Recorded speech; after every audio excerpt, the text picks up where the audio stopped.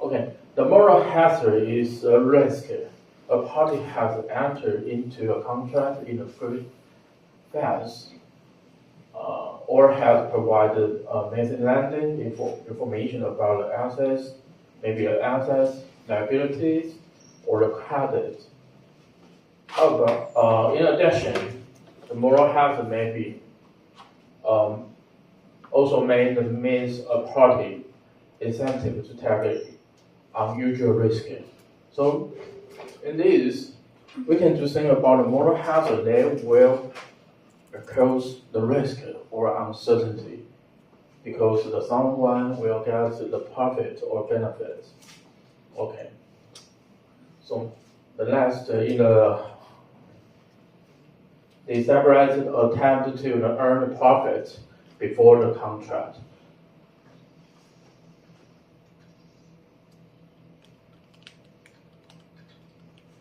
Okay, the last, the moral hazard can be present every time and the two parties, or maybe the seller and the buyer, they come into agreement with one another. Each party in the contract may be the opportunity to the game from acting contrary to the principal line. Someone may be liar out by the agreement. So in every time in a party, maybe the seller or the buyer in the agreement, they also have the several potential consequences of the loss. They have potential losses or risk. They increase the probability of the moral hazard.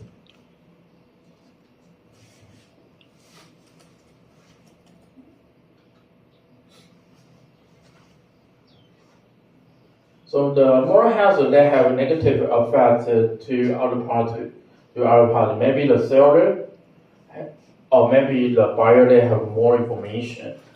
In insurance market, a buyer they will purchase a life insurance or safety insurance because they have a high risky job and the high risky behavior in their life.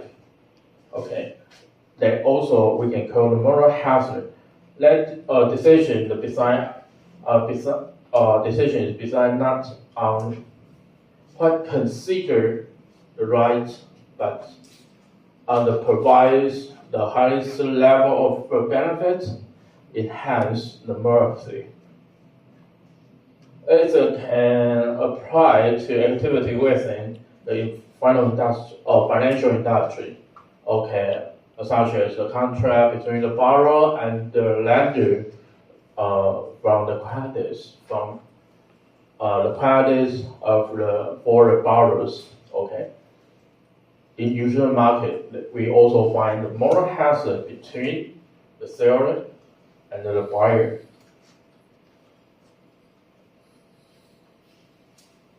Okay. For example, when the party or the owner obtains the insurance on the property, the contract is based on the idea that the property owner will avoid the situation that may be damage the property. Okay. The moral hazard is that the property owner, because of the viability of the insurance, may be less included to the project property. Since the payment from an insurance company lessen the burden on the property owner caps disaster. Okay.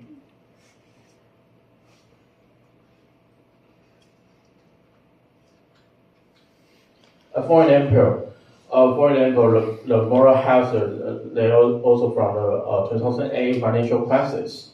The House bound the first concern action on the part lenders on the part of the lender to quantify as a moral hazard. Okay, why? We think about maybe recent year all government have the similar policy as 2008. For example, the mortgage broker working for original lender, they have encouraged through the incentives such as commission, automatic, many loans. Okay, is similar like Taiwan now. As other regardless of financial demands of the borrowers. Okay.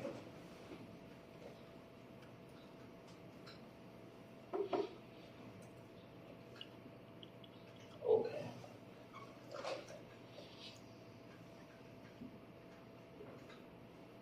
The next. So they have the questionable loans. Maybe some borrowers they cannot pay the insurance. The questionable loans they will sold to the other institution.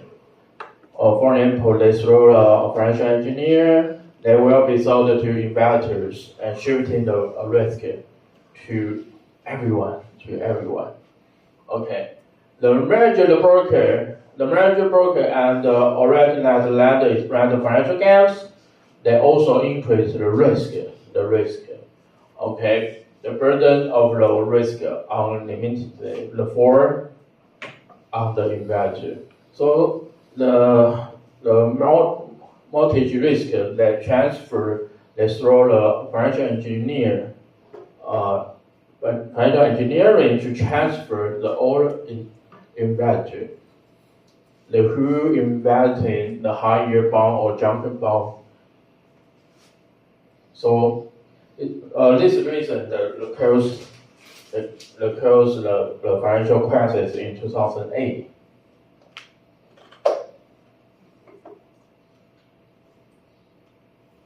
But I think recent year Taiwan have a similar financial crisis for Xinqian mortgage. Do you know the Xinqian? The Taiwanese government promote the young people they can use the mortgage to buy the houses. Okay, and you can to bear very low interest to buy the houses. Okay, next, how do you reduce the moral hazard? We have several ways to minimize the moral hazards. The first, to encourage the risk-taking party to more responsibility by offering their incentive. Okay. The second, the institute policy discourage the immoral behavior by making the punishable offense. The finally, regular monitoring the role as a party, as the risk party to remain aware of where or not the other party is taking advantage of them. Okay. Finally, we can to think about the government must to promote some regulatory to avoid moral hazard. Okay. The first thing is enhance maybe reduce asymmetry information for the first thing in the market. Okay. To see the video about the moral hazard.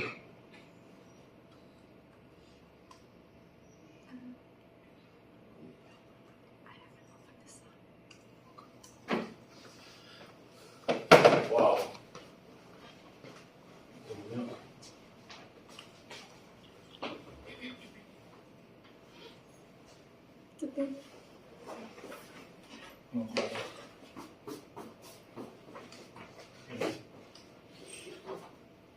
Okay.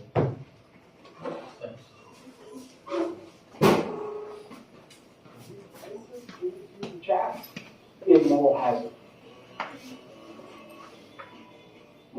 hazard is essentially when one person or entity takes on an activity or a heightened or elevated risk, but they know that they're going to be covered by another person or entity that's really going to be their safety net at the end of the day.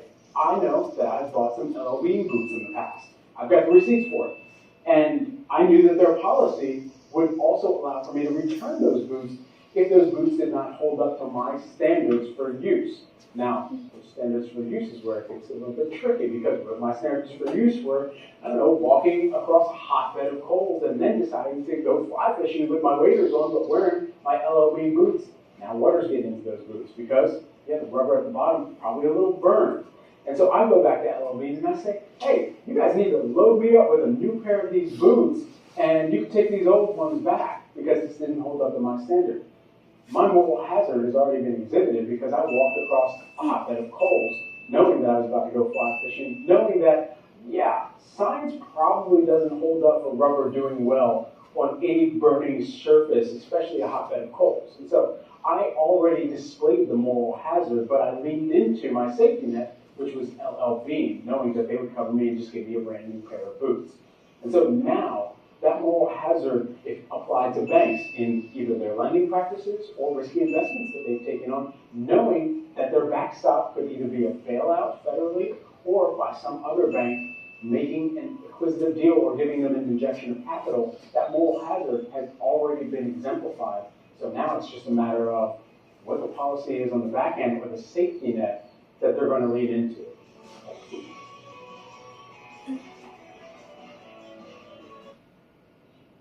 Okay. So the moral hazard, they will in fact affect the market. Maybe any market more serious is stock markets. Okay. Go to Olivia to answer the question, the kind of the moral hazard. Moral hazards are in the firms. What kind of the moral hazard are in the firms? Okay. The 5 minutes for everyone.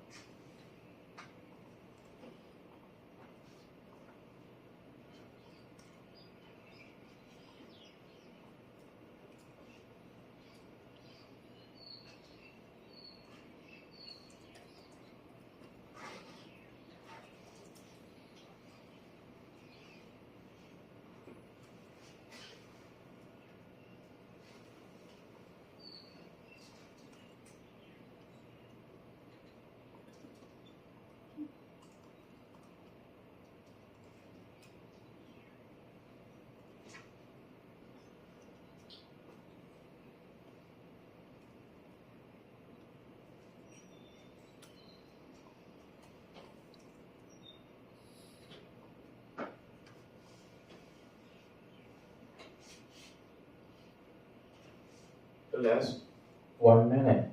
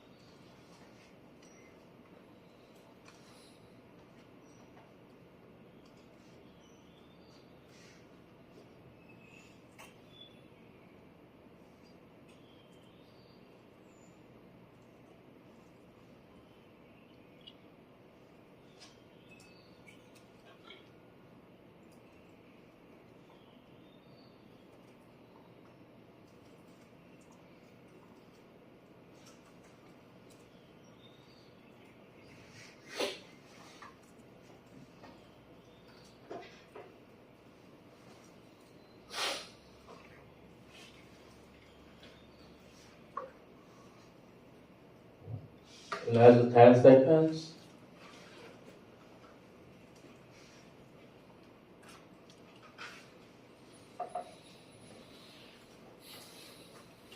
Are you finished yet? Okay. The hood of volunteer to share your ideas. Who want to share your ideas? Okay, thanks, Wayne. Other terms could be money embezzlement, misuse of corporate assets, Corporate assets. and abusing company policies. Yes. And others? That's all? I don't know. Yeah. Terminating for in a company. Do you know terminating? When someone store the money from the friends. Yeah, that would be embezzlement, right? Yes. That's all? Yeah, I think. Okay, thanks. Who want to share your answers or ideas?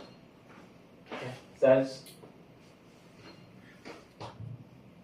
The moral hazard can also, in the business place, moral hazard can also exist in the employee and employer relationship as well. Yes. If, like, for example, the employee have a company car Mm-hmm. for which they do not have to pay the repairs or also the maintenance, so they likely to be less likely to be careful and more likely to take risks with the vehicle. Okay. Some employees use the company cars. Okay. Others? So this is kind of innovation project. Yeah. The moral hazard in the business is gonna be like the staff will take all the risk for the innovation project, no matter the effectiveness of it in the realities, because they know that the company would bear all of the cost for that project. Yes. So like they already know it can be impossible, but they still want to spend the resources to achieve it. So that's also another kind of moral hazard. Mm-hmm. Business. Okay. Thank you. Okay. Okay, we turn back to the slide.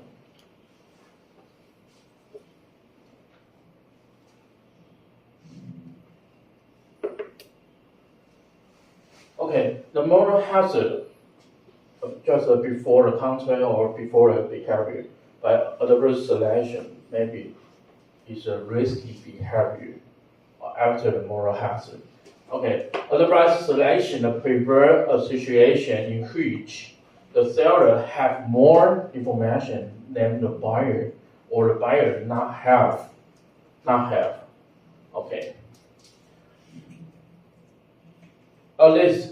This is symmetry information they can make something happen. Okay. Asymmetry information, also called information failure, occurs when the one party have a greater material knowledge of information than others. Okay. But the other way the symmetrical information demands everyone can get equal information, but in real world, it's impossible. Okay.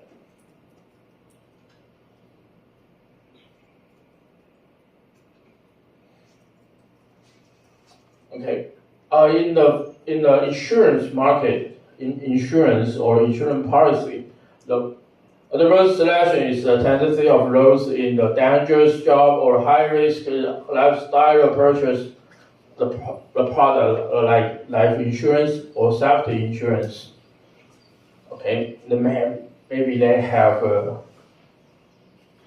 adverse selection. So the life insurance company, they will ask the buyers, they must go to the hospital, to the body check, the health exam, to protect or to reduce the asymmetry information.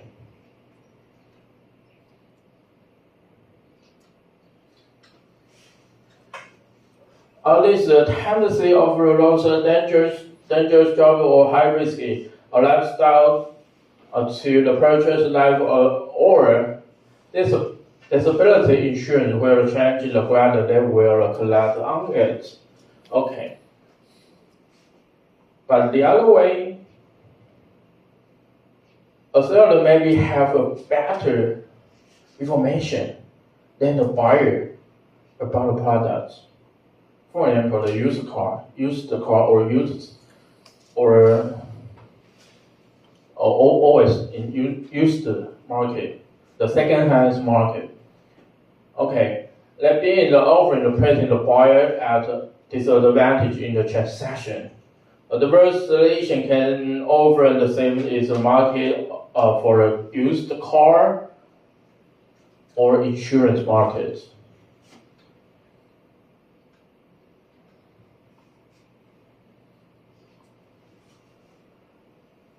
For example, when the company willing to issue the new shares, the manager will select when the the price is overvalued. Why? Overvalued than the real price or real value.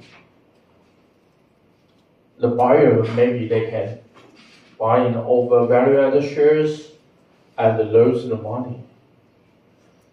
In the second-hand car market also have adverse selection. The seller maybe they know the more information about these vehicles and the defect and the charge the buyer the more without disclosing the issue. In this time, we also call the lemon problem. Okay, a consequence of adverse selection, the general consequence of adverse selection, that is increase the causal sense of customer the lack the information held by the buyers or producer to create asymmetry in the market. The other way, this can also lower competition as the buyer may be aware of the quality of the products that offering for the sales. It may be certain customers that do not have access to or cannot afford attend information that could lead them to make a better buying decision. So,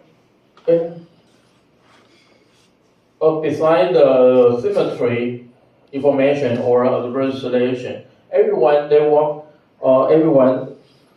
to the YouTube or the mobile one in Taiwan to leak some video for the products openly.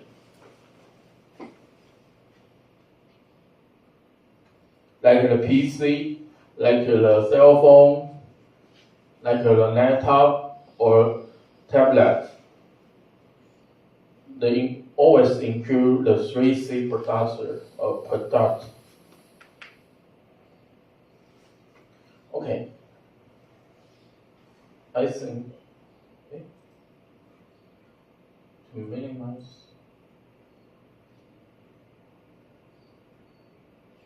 Okay, sorry.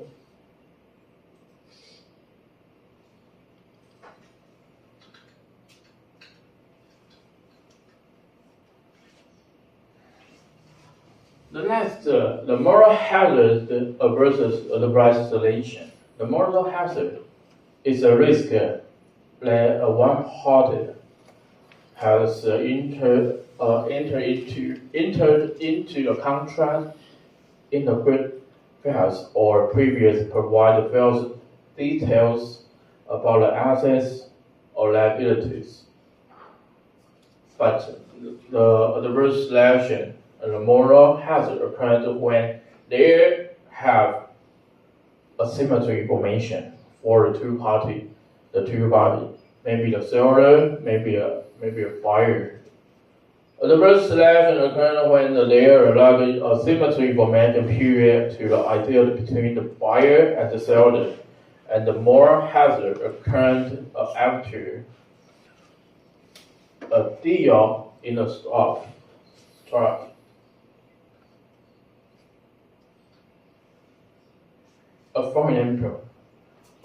example, in investment banking sector, they may be knowing the government will buy out the full banks.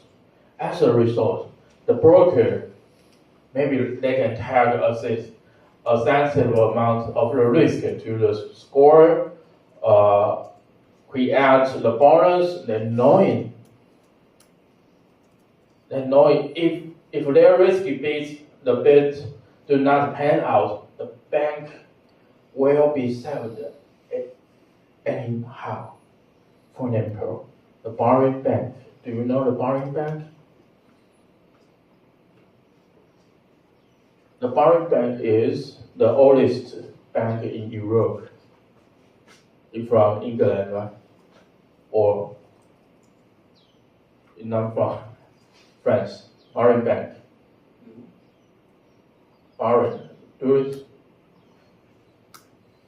Okay. The borrowing bank is bankruptcy in 1995, right? But it's the oldest bank in Europe.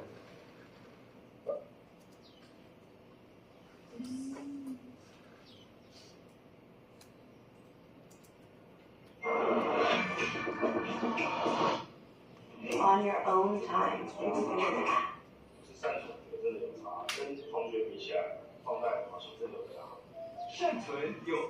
This is the inspiring story of Nick Leeson, a man who, despite his humble British working class roots, managed to achieve the pinnacle of the American dream, making a bunch of money doing fraud on stock exchanges and then single-handedly destroying the oldest bank in England. Specifically, Nick destroyed Barings Bank, named Barings after its founder Francis Baring, and bank after the word bank. Established in 1762, Barings was renowned as one of the oldest, bankiest banks around. In fact, it was once considered, quote, the sixth great European power after France, Russia, England, Prussia, and Austria, and like Prussia, it no longer exists thanks to a self-involved idiot with poor taste in hats. Our story begins in 1992. It was a big year for sleazy white dudes. Bill Clinton was elected president, the Red Hot Chili Peppers were topping the charts, and Nick Leeson was named general manager of the Barings Futures and Options Office on the Singapore International Monetary Exchange. Soon, Nick gained a reputation as a whiz kid on the foreign futures market, at one point being responsible for 10% of Barings' entire yearly profits. It turns out that he was less a whiz kid in the sense that he was smart, and more a whiz kid in the sense that he was whizzing money away. Barings' downfall started with a simple mistake. One of Nick's employees was supposed to sell some futures contracts for a client, but they accidentally bought the futures instead. It was a dumb mistake, but before you judge them too harshly, consider that you, the viewer, has no idea what selling a future even means. Anyways, the mistake meant the client lost £20,000. Nick needed to make the client whole. He couldn't just add £20,000 to the client's account out of nowhere, so he created something called an error account connected to the bank's funds, which he debited £20,000 so he could credit the client's account £20,000. While error accounts are a somewhat common accounting practice, the problem here was that Nick didn't want anyone to know about the mistake. So he came up with a plan. Instead of following normal practice and telling his bosses about the error account, he was going to make unauthorized trades to try and earn the £20,000 loss back and then zero out the error account. It was a brilliant plan, except for the part where it failed spectacularly. Nick did make the money back, and then things got much, much worse as Nick began using the account, which he named account 88888, as 8 is supposedly a lucky number in East Asia, to hide his own increasingly bad and desperate trades. By the end of 1992, he had lost £2 million. By 1993, he had lost $23 million. And by 1994, account 88888 was £208 million in the red. The tipping point came when Nick tried to make back his money by doing something called a short straddle. In order to understand short straddles, you have to understand two other financial instruments, a put and a call. And in order to illustrate, let's say that the asset we're dealing with is sandwiches, because I'm not allowed to go to lunch until I finish the script, and that's all I can think about. A call, or a call option, is an agreement between a buyer and seller. The buyer pays the seller a certain amount of money, called a premium, and in exchange, the seller of the call option agrees that they will sell a sandwich to the buyer at a set price at a set time. What's interesting is that the buyer does not have to buy the sandwich, but if they choose to buy the sandwich, the seller must sell it to the buyer at the agreed upon price. So the buyer is hoping that the price of sandwiches will go up so that the buyer can exercise the call option, buy the sandwich from the seller at the cheap agreed upon price, and then resell it at the now high market price. The seller is hoping that the price of sandwiches will go down so that the buyer will not choose to exercise their option and won't buy the sandwich, and the seller just gets to keep the premium they were paid. A put is the opposite. The buyer gets the option to sell something to the seller of the put at a set price and time. And the incentives are reversed. The buyer hopes the price of sandwiches goes down, and the seller hopes the price goes up. Now, a short straddle is when you sell a call and a put on the same asset at the same time. When you short straddle, you're hoping that sandwiches will stay at the exact same price. That way, the buyers of both the put and the call won't have incentives to exercise their options, the seller isn't forced to buy or sell any sandwiches, and will make money on the premiums they were paid. The downside is that the short straddlers' losses are theoretically unlimited because the price of sandwiches could go up to an infinite amount, or alternately, go all the way to zero. Now, Nick Leeson did a short straddle of the Tokyo and Singapore markets, essentially betting that the markets wouldn't move. Because God has a great sense of dark comedic timing, the Kobe earthquake hit Japan the next day, killing 6,000 people, leaving 45,000 homeless, and, worst of all, destroying one badly dressed guy's market position thanks to the Asian markets tanking. In the end, he lost £827 million, or about $1.4 billion, more than twice Barron's total trading capital. Nick left a note that literally just read, "I'm sorry," and fled, eventually getting arrested in Germany, sent to Singapore to stand trial, and sentenced to 6.5 years in prison. But then Nick Leeson did what all great finance bros do. Failed upward. He got out of prison in 4 years on compassionate release because he was supposedly dying of colon cancer, but then he didn't die. Then he wrote a book that got turned into a movie starring Ewan McGregor, and then he competed on Celebrity Big Brother and Celebrity Apprentice Ireland. Barron's, on the other hand, declared bankruptcy, got sold to ING for £1, and hasn't appeared on Celebrity Big Brother even once. Now, I know what you're thinking. I'd love to use accounting tricks to take down one of the oldest banks in the world, but my math skills are just too rusty, and every time I try to refresh them or learn new stuff, it's confusing and boring and frustrating.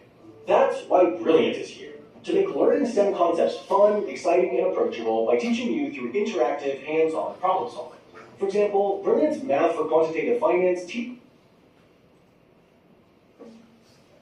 Okay, the Barron Bank is the oldest bank in Europe. Okay, but their work, they have a moral hazard. They use the error account, AAA, right, to invest in the financial products. But